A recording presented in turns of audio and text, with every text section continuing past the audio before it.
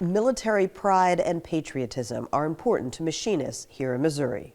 Well, I think it's really nice that we're recognized. For 8 years now, IAM District 9 in St. Louis has honored sacrifice and service at this Veterans Day Brunch, which takes place in early November. I would like to give you a thank you for allowing me this opportunity to come up here and do this, to carry on this tradition, which I take this to heart.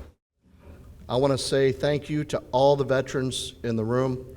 We all appreciate everything you do. My dad was a veteran in the Air Force, and he's passed, but I'm proud of the service that he did.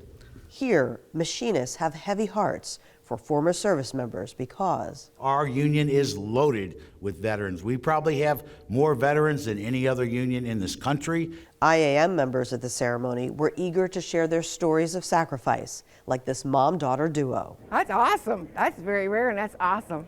I'm very proud of her. I'm honored. I'm glad I can do this with my mother. We're very close.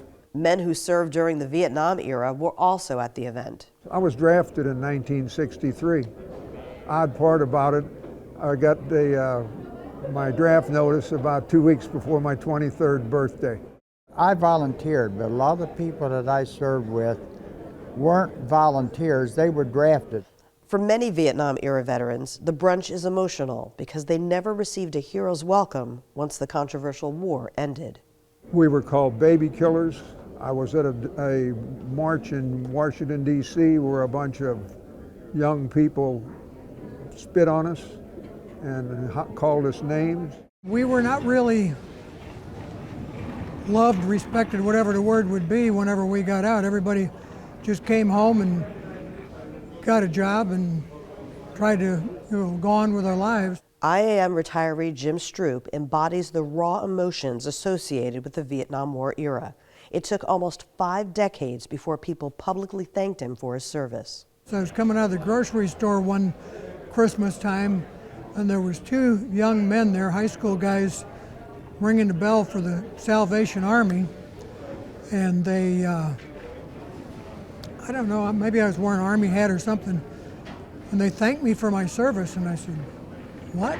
I said, "Well, thanks for serving, for being in the Army."